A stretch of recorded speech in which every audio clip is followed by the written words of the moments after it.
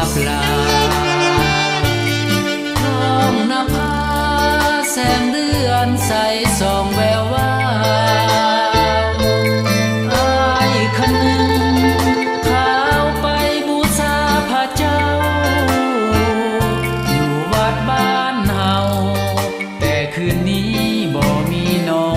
งขี่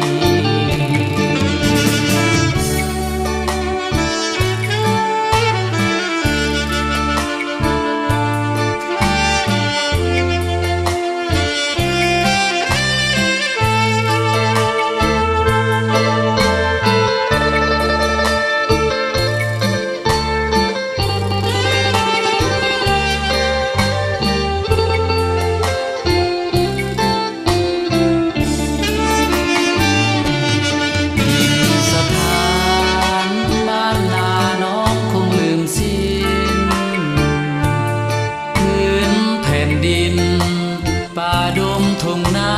ลำธารน้องว่าไปยามพี่น้องอยู่ทางเวียงจันทน์แต่น้องสีพันบ่หันกลับคืนบ้านเฮาค่อยคำลงแรงแสงทองลับลา